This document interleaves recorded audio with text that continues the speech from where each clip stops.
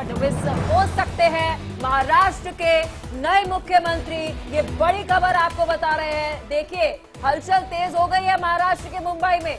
देवेंद्र फडणवीस के घर पर हलचल जो है वो तेज हो गई है। बड़ी खबर आपको बता रहे हैं आशीष। देखिए, अब तय ये करना है कि क्या देवेंद्र फडणवीस महाराष्ट्र के मुख्यमंत्री हो सकते हैं। हालांकि अभी जब हमारे साथ जुड़े हुए थे उज्जवल निगम जी, तो उन्होंने एक बड़ी बात कही। उन्होंने कहा कि जो चेहरा होना चाहिए वो बीजेपी का होना चाहिए, क्योंकि बीजेपी को 128 सीटों पर बहुमत मिलता हुआ दिख रहा है। अब क्या वो चेहरा देवेंद्र फडणवीस साहब का होगा, ये देखना बेहद दिलचस्प होगा, क्योंकि उनके घर के बाहर हलचल है वो तेज होती हुई दिख रही है। संजय राणा साहब, क्या देवेंद्र फडणवीस साहब महाराष्ट्र के अगले सीएम चेहरा हो सकते हैं क्या? अनम्यूट करिएगा अपने आप को, शायद म्यूट है आप।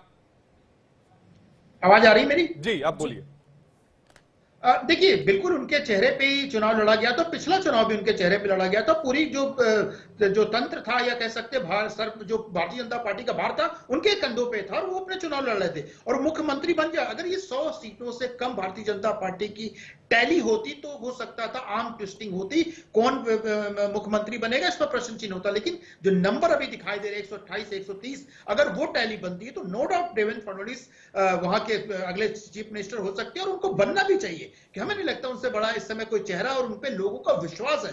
चाहे वो पिछला आप चुनाव देखिए, जो सीटें आई थी वो उनपे विश्वास किया गया था, भारतीय जनता पार्टी पे और मोदी जी पे विश्वास किया गया था। और आज का भी चुनाव हुआ है या रिजल्ट आ रहे हैं 20 तारीख जो चुनाव हुआ था, उस चेहरे पे लोगों ने विश्वास किया, तो उनको ही बनना। लेकिन अगर उनके चेहरे पर विश्वास किया जाता है, अजीत शुक्ला जी, अगर देवेंद्र फडणवीस साहब को चेहरा बीजेपी घोषित करती है, तो क्या एकनाथ शिंदे साहब नाराज नहीं होंगे?